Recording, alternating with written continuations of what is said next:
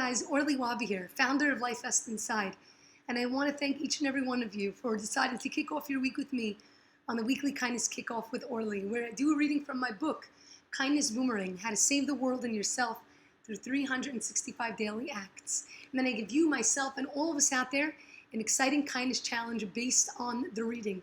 I apologize for the video going up a little bit late this week. As you can most likely hear, I lost my voice completely and wasn't able to speak at all yesterday, so I apologize for the delay. For those of you that may not have a copy of the Kindness Boomerang book and you want to get yours, you can pick it up on the LifeVestInside website by going to LifeVestInside.com. Or you could pick it up at one of our participating retailers, Amazon, iTunes, Target, Barnes & Noble, IndieBound. Check it out. You can get your copy there. You also have a chance to win your copy right here. Next week, I'm going to be announcing the winner for this past month. Once a month, in the very beginning of the month, I announce a winner that wins 2 copies of the Kindness Boomerang book. One for themselves and then one to give forward to someone else. So how do you win? How do you enter? You don't need to fill out any form. All you need to do is engage. Engage on the platform, watching the video, leaving your comments, your feedback, what you thought, what was difficult about the act, what was really exciting about the act. And at the beginning of every month, I will announce one winner and also shout out their comments. So looking forward to sharing that with you guys next week. Okay, here we go. The reading for this week is coming to us from August 28th. And the act goes as follows. Be kind to someone who has been unkind today. They often need it the most. And the quote, a loving heart heals hate. And the guest reflection coming to us from one of our kindness ambassadors, Sonia, in Dubai. And she writes, I had headed out to the mall to exchange a few items, and the cashier waiting on me seemed quite irritated and grumpy. She became frustrated as to why I didn't have exact change. I could tell that it was a rough day for her, and I was simply in the line of fire. I'm so sorry. I know it's a pain, I said calmly as I looked into her eyes. Suddenly I saw a change in her attitude, and her face relaxed into a smile. She took a deep breath and explained that she was overstressed. I understood. We said our friendly goodbyes, and I saw her demeanor shift as she continued interacting with others. It only takes a few genuine, heartfelt words to lighten someone's mood. So important, something that every single one of us can do. And we've all been in this situation, either been on the situation of being the person that offers the kindness or the person that seems to be irritated by just absolutely nothing. We've all had those bad days where every single thing seems to be going wrong, or those bad weeks. And sometimes we take out our aggression on people that we don't mean to take it out on. Our family generally is in the line of fire. We don't mean to get angry or to get irritated or to scream or to seem like we're upset. But it's just sometimes the stresses of life come at us all at once, and we don't necessarily realize that what we're doing, we're acting in an unkind way. So we've all been there, and we all know that sometimes just a few kind words, simple words, could be even from a stranger, can shift things around for us. So here's what I want us to do. Here's a challenge for all of us this week. Over the coming week, I want you to think about both of these people. Person that you might engage with over the course of your week, whether you know them or you don't know them, or whether, like it says, they're a cashier in a supermarket. And to think, if that interaction is negative, how you can switch it with your words to make it positive. How can you use your greatest tool, your voice, in order to shift the way somebody's day is going? I've learned this so much more even over the past week and a half. I've lost my voice. It's been really, really hard to communicate.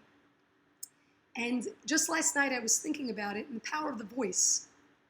The voice has the ability to do crazy, amazing things. It can put us into a situation of happiness, and it can also ruin our day, or can ruin the day of others. I'm going to give you guys a small story that I just read over this past weekend. It's talking about the power of the voice. So the story goes as follows. There was a king in his kingdom, and he was ill. And they found that the only thing that was going to be able to heal him was the milk of a lioness. Now, How are you going to get the milk of a lioness? A lion kill a person when they're coming to get the milk. What are you going to do? So one brave person raised his hand for the task, and he said, here's what I need. I need 10 sheep. Okay, so the king gave him 10 sheep, and he went on his way. He comes to the lioness, and on the first day, puts one sheep there for the lioness, and the lioness goes and eats the sheep. The next day, he gets a little closer, puts another sheep, and so on and so forth, until the very end, he was playing with the lioness. He was able to get so close to her because she didn't fear him. And so he had the opportunity to grab the milk, to take the milk. And so he takes the milk and he heads back on the way to see the king. Very excited about the fact that he was able to complete this task. On the way there, he had a dream. And in his dream, all the parts of his body were having an argument. The legs were saying, look, and boasting, look at how amazing I am. Without me, without the legs, we never would have been able to get the milk for this king. We wouldn't have been able to walk all the way there. The hand said, what are you talking about? I'm the best part of the body. Without my hands, I wouldn't have been able to give the sheep to the lioness. And then the heart said, what are you talking about? I'm the best part. Without my ideas and the idea of bringing the sheep, then we would never have gotten the milk. Finally, the tongue speaks out. And the tongue says, you're all wrong. So because without me, I wouldn't have been able to express in words what it was, the idea that would end up saving the king. And so all of the parts of the body turn to the tongue and they say, what? You think you're the best part? You're not even a muscle. You're so small. What are you? With the legs, the arms, the heart. What are you talking about? And so the tongue said, I'm going to guarantee you that without me, I can bring life and I can bring death with just using me. They said, what are you talking about? I said, okay. And so the man heads back to the king, and he heads to the king and gives the king the milk of the lioness. But what words come out of his mouth? He says, here's the milk from a dog. Milk of a dog? The king gets so angry and upset, he sentences the guy to be hung. All the parts of the body now are crying out, oh my goodness, what are we going to do? And so the tongue says, all you have to do is admit that without me speaking the right words, you basically would all get killed. And so they started crying out, the guy's about to be hung. They said, you're right. You have the ability to bring both life and death, they said to the tongue. Right before the guy was about to be hung, he said, I need you to take me to the king for just a minute. So they take him to the king, and he says, King, what happened? He says, you said you gave me the milk of a dog, the king said. No. He said, first of all, regardless of what milk it is, what does it matter? If it heals you, isn't it good? Plus, this is the milk of a lioness. The king said, what? Really? And he took it, and he ended up healing. What's the idea of this story? The tongue, our mouth, has the ability to bring life or death to a person. Because when we embarrass someone, when we make somebody feel negative, we can truly, it's like as though we're killing them. But if we use our mouth, our tongue, to speak good words, to brighten a person's day, to give them a compliment, to uplift them, to make them feel like even though things are so tough in their life, it's not the end, we can shift their entire world around. So guys, just like the act says here, be kind to someone who has been unkind today. How can you be kind? It can be with a gesture, but utilize one of your greatest strengths, your ability to speak. I understand that more than ever right now this week, it being so hard to communicate and to speak. Let's use our greatest tool to bring happiness to someone, to shift them.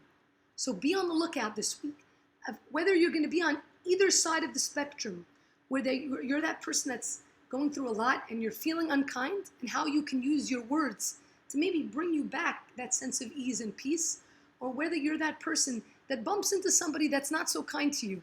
How will you use your words? How will you be smart enough to use your words to flip the situation and turn it into a positive one? Good luck, guys, with this act. I look forward to hearing how you're going to accomplish it, and I'm excited to share my story as well. Don't forget, you can sign up for our newsletters at LifeVestInside.com for either the Daily Kind or the Kindness Flash. When you come to the website, in the top right corner, it says sign up. Click there, and there you'll have the opportunity to learn more about the newsletters that we send out. Also, it would really mean a lot to me if you take a moment and subscribe to our channel and perhaps share this video with someone that you think could really use this message today. Thank you all so much, and hope you remember, it's kindness that keeps the world afloat. Love you all. Mwah.